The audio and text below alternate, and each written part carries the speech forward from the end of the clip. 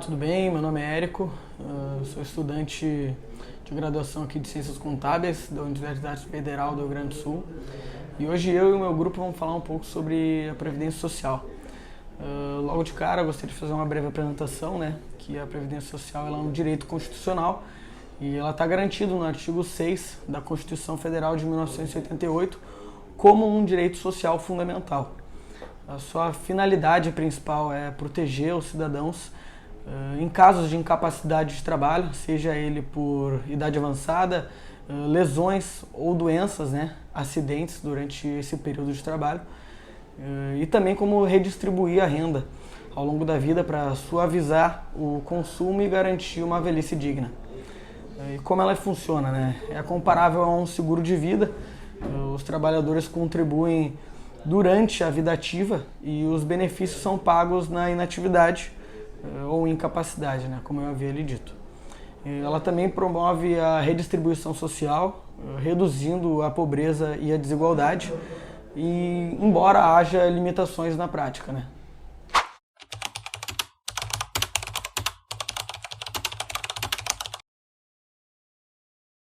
Bom, falando dos desafios, da sustentabilidade financeira, um dos grandes problemas da Previdência é o custo elevado, que é a maior política de transferência do Brasil, representando 50% do orçamento federal, e o déficit anual é significativo e ocupa cerca de 6% do PIB brasileiro.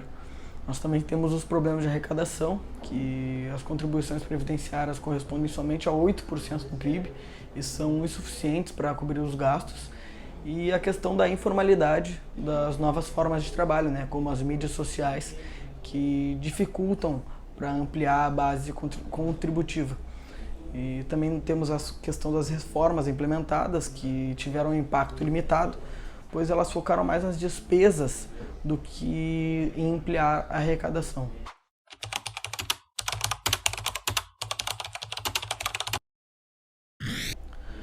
A cobertura previdenciária no Brasil, falando um pouco da situação atual dela, aproximadamente 70% da população ocupada, que é da idade de 16 a 59 anos, ela está protegida, mas os grupos mais vulneráveis, como trabalhadores por conta própria e domésticos, têm uma menor cobertura. E entre os idosos, a cobertura é maior, atingindo os 85%. Falando da transformação no trabalho, que foi citada no tópico anterior, nós temos a proposta legislativa como o PL 675/2022, que buscam incluir novas categorias, por exemplo, os bolsistas e trabalhadores de plataformas digitais.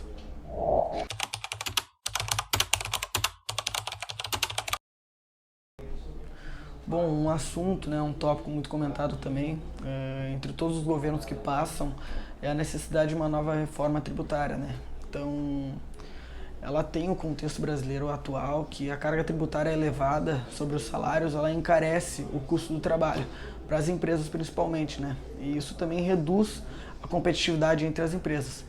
E isso acaba incentivando a informalidade, reduzindo a base contributiva da Previdência.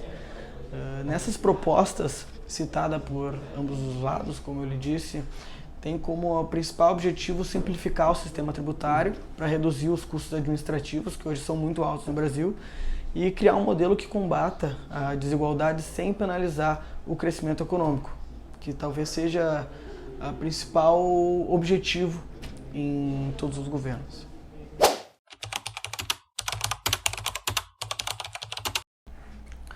Brevemente, também falando de perspectivas e desafios futuros, hoje as prioridades para o sistema previdenciário está em ampliar a coberta, em caso de cobertura, incluir mais trabalhadores, especialmente os setores vulneráveis e informais, a sustentabilidade financeira e a equidade e justiça social. Para isso, as ações necessárias são os estudos e avaliações contínuas das reformas passadas e futuras, políticas integradas que combinem a sustentabilidade financeira com a inclusão e redução de desigualdade, como eu falei, e também temos a principal contribuição de ambos os lados, que é a falta do consenso político, que acaba atrasando o nosso sistema para aprovar uma reforma que seja ampla.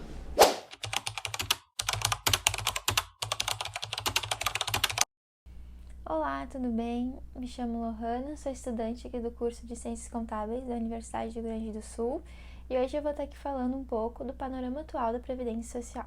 Então, para a gente entender como que é o panorama atual da Previdência Social no Brasil, a gente vai entender um pouco do panorama e da estrutura, assim como o funcionamento da Previdência no Brasil. Como que ela funciona? Como que ela é dividida? A gente tem o regime público e o regime privado. E dentro desses regimes a gente tem as modalidades, né? Um dos tipos do regime público é o RGPS, que é o Regime Geral da Previdência Social.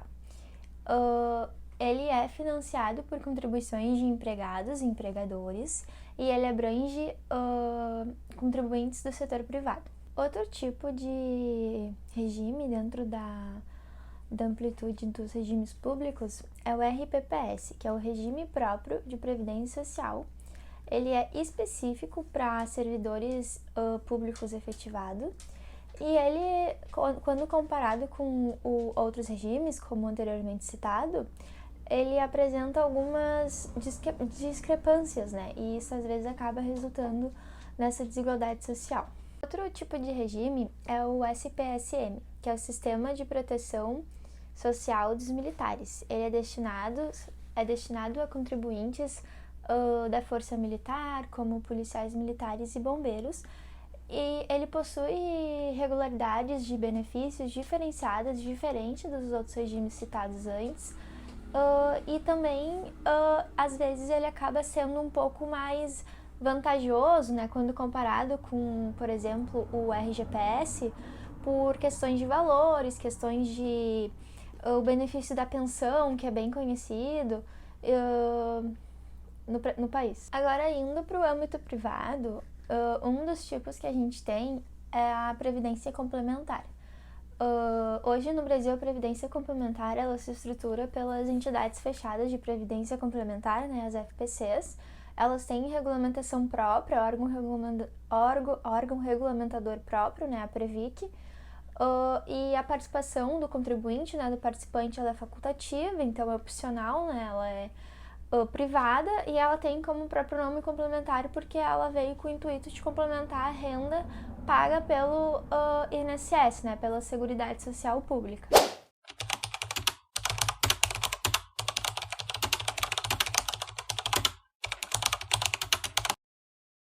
Bom, a gente falou um pouco da questão dos grupos desprotegidos e agora a gente vai falar sobre quais foram as medidas tomadas, né, para ampliar a cobertura, né, desses grupos desprotegidos e tentar pegar a população como um todo. Uma das medidas, tá, foi a Lei 10.666 de 2003, tá, que estabeleceu a retenção obrigatória de 11%, tá, da contribuição previdenciária para contribuintes individuais que prestam serviços a empresas, né. Então, são pessoas que não deixam de ser contribuintes individuais, por exemplo, como sócios, tá? Sócios que recebem seu pagamento, por exemplo, via Prolabore, é descontado ali a alíquota de 11% para a contribuição previdenciária. 3 anos depois, né, dessa lei, que estabeleceu a retenção obrigatória de 11% sobre contribuintes individuais, veio o Plano Simplificado de 2006, que fez o quê?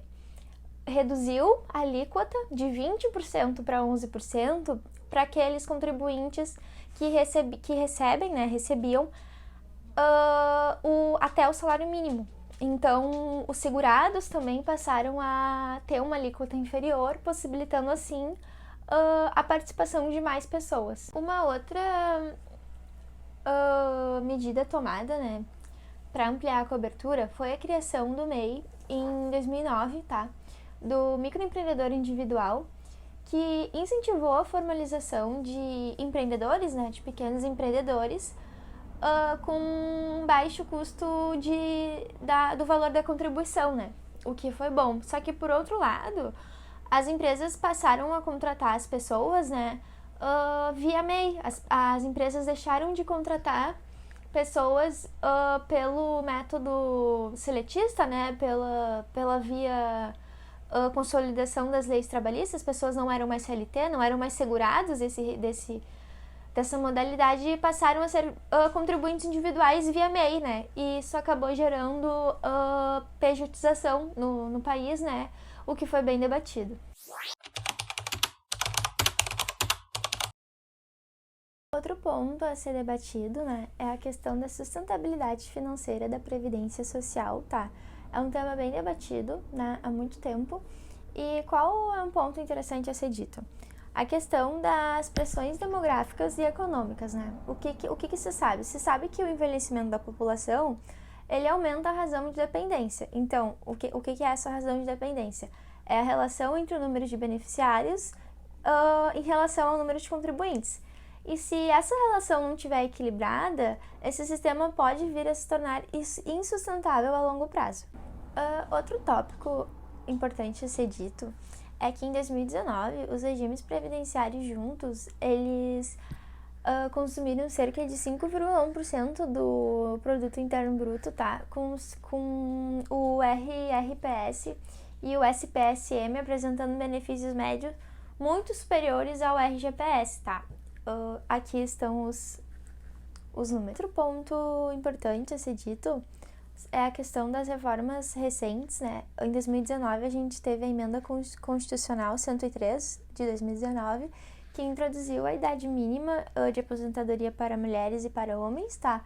Mulheres, 62 anos e homens, 65 anos. Além disso, a emenda reduziu valores de aposentadoria por incapacidade, além de ter ajustado regras da questão, né, da pensão por morte, limitando valores e duração. Mudança no modelo de atendimento. O Meu INSS, ele é um aplicativo que foi implementado em 2018, permitindo solicitação de requerimento online, envio de documentos, entre outros diversos serviços, todos realizados de maneira remota. Quais foram os objetivos da implementação do Meu INSS, né? Facilitar o acesso ao contribuinte, reduzir a dependência, né, das agências físicas e dos servidores, além de tentar ampliar a segurança digital, né, contra hackers e etc. Porém, quais foram os problemas identificados, tá? Pessoas idosas tiveram e têm até hoje, né, dificuldade ao lidar com o aplicativo, né, porque o aplicativo ele é 100% de maneira remota, então pessoas idosas e também pessoas que não têm acesso à tecnologia acabaram não acompanhando a mudança desse modelo digital. E agora uma questão que é interessante falar é uma questão de uma contradição, né, da própria finalidade do aplicativo, né? Porque as filas continuaram crescendo, né? Não teve redução das filas para análise dos benefícios. Tanto é que em 2019 ainda tinha quase não, né? Mais 2 milhões e pouquinhos de requerimentos na lista, na fila para serem analisados. Falando agora um pouco do financiamento, tá? Quais são as fontes de receita, né? São as contribuições previdenciárias sobre salários, né?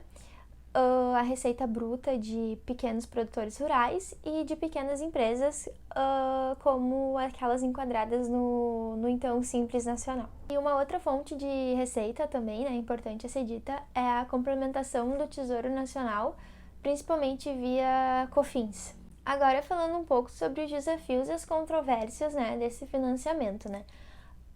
A autotributação sobre a folha salarial, né, ela reduz a competitividade das pequenas empresas e acaba incentivando a pejotização, né, que eu tinha dito antes, né, a questão das próprias empresas não contratarem as pessoas como empregados sob o regime seletista para reduzir custos, né, para reduzir custos operacionais e financeiros da empresa. E um outro ponto também, né, que gera um pouco de controvérsia é a questão da expansão, né, do Simples e do próprio MEI Por quê? Porque por mais que ele facilite a inclusão previdenciária, né, como dito antes, porque ele veio com esse objetivo, né, de ampliar a cobertura, ele acaba gerando, né, perda de arrecadação e algumas distorções tributárias.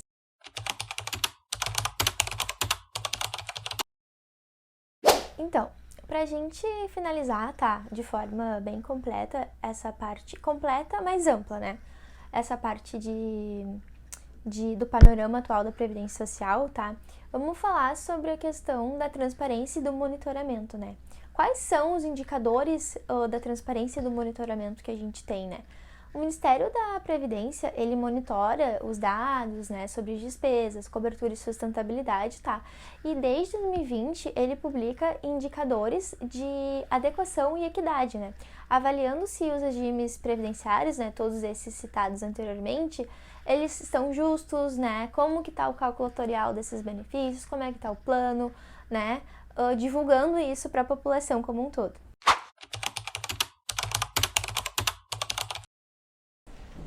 Olá, meu nome é Ana Cecília e sou estudante de contabilidade da URGS. E para dar seguimento no nosso trabalho, eu vou falar um pouco da agenda do futuro e desafios da Previdência Social.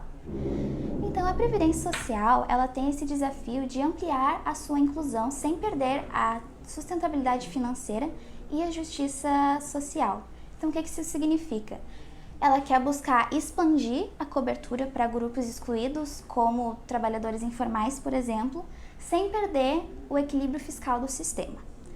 Então, essas políticas, elas têm que ser progressistas, ou seja, beneficiar mais quem tem menos renda, e redistributivas, para reduzir as desigualdades. Mas também, ao mesmo tempo, elas precisam ser sustentáveis financeiramente. E o que acontece? Com a existência desses múltiplos objetivos, acaba criando tensões entre os grupos de interesses, como as pessoas que têm uns regimes mais privilegiados. Então, acaba dificultando a implementação de reformas. E para isso, o governo preparou uma agenda com uma série de propostas para essa melhoria. Então, as propostas de agenda para a Previdência Social brasileira nos próximos 5 anos são 5. O fortalecimento do sistema de monitoramento e avaliação, a promoção e revisão de ações para a inclusão previdenciária, a revisão do financiamento da Previdência Social, a implementação de ações promotoras de sustentabilidade da política previdenciária e a melhoria do atendimento dos segurados, que eu vou me aprofundar agora.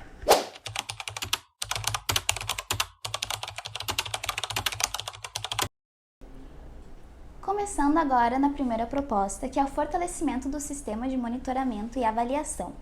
Então, monitorar esses dados ajuda a identificar desigualdades e déficits nos regimes previdenciários. E quando a gente tem essa transparência nos indicadores de equidade e sustentabilidade, por exemplo, nós podemos fazer os ajustes mais eficazes e também trazer debates mais embasados.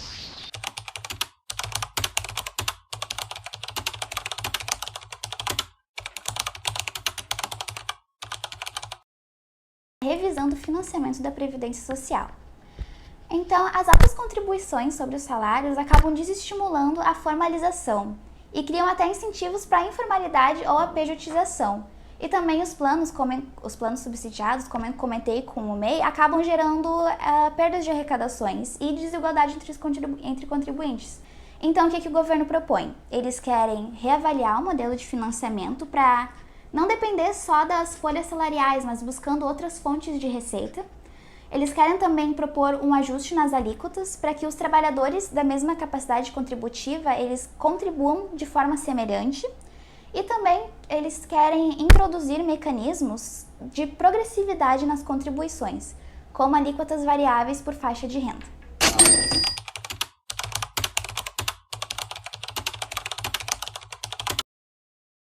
A quarta proposta é a implementação de ações promotoras da sustentabilidade da política previdenciária. Então, o envelhecimento populacional acaba pressionando o sistema da Previdência, porque temos mais beneficiários do que contribuintes. E também essa diferença de aposentadorias urbanas e rurais, tanto quanto de homens e mulheres, acabam ampliando a desigualdade social e criam esses desafios de sustentabilidade.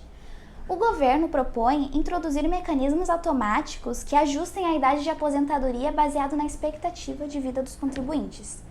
Eles também propõem fazer uma reavaliação das diferenças entre os trabalhadores urbanos e rurais para garantir uma maior equidade.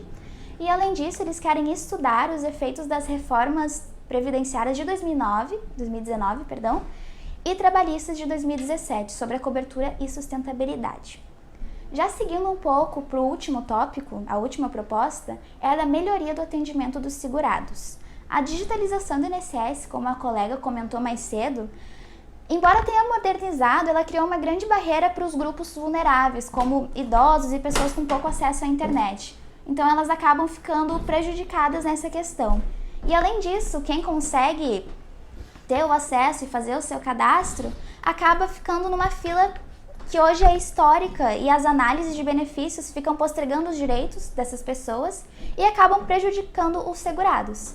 Então, para isso, a proposta final do governo é modernizar os sistemas do INSS para acelerar esses processos e melhorar a análise de requerimentos, manter o suporte presencial em áreas com baixa conectividade para essas pessoas que são mais vulneráveis ainda serem expostas e terem essa ajuda do governo para conseguir os benefícios, e também de expandir o quadro de funcionários do INSS, para que essas análises elas sejam feitas de forma mais eficiente e rápida. Só para finalizar essa etapa, eu vou falar um pouquinho dos desafios específicos. E um deles é a resistência dos grupos de interesse. Como eu comentei lá no início, nós temos beneficiários que usam de regimes privilegiados e frequentemente eles são contra as reformas que são propostas. Então isso acaba dificultando os ajustes necessários para que a gente tenha uma maior equidade. Outro desafio bem forte é a fiscalização complexa. Então os novos arranjos de trabalho, como as plataformas digitais, que eu também citei, tornam mais difíceis essas fiscalizações de relações trabalhistas e de contribuições previdenciárias. E a falta de integração entre essas bases de dados prejudica a identificação de irregularidades, como as municipais e as estaduais, elas não se conversam muito, então essas irregularidades acabam passando despercebidas. E por fim, a educação previdenciária. Muitos trabalhadores, eles não conhecem os benefícios e das vantagens que a contribuição para a Previdência oferece. Então é necessário promover essas ações educacionais para aumentar a adesão, especialmente agora dessa leva de pessoas mais jovens. Sendo o Brasil um país desigual em oportunidades e riquezas, a Previdência Social entra como uma forma de reduzir essas disparidades. Então, além da sua função principal de fornecer seguridade contra a incapacidade laboral, ela funciona como um mecanismo de redistribuição.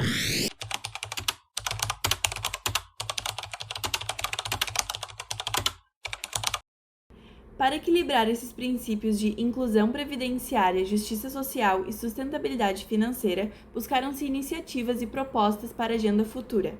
Dentre elas, fortalecer a justiça e a inclusão, reformulando os incentivos para que o acesso a eles se limite a quem realmente não tem capacidade de contribuir com os regimes plenos. Além disso, fortalecer o monitoramento e as avaliações das reformas e previdências para evitarmos erros do passado e agregarmos conhecimento para o futuro, por meio de um sistema de dados bem consolidado que garanta também a transparência. Promover a sustentabilidade através de ajustes automáticos nas leis de aposentadoria que estariam alinhados à expectativa de vida.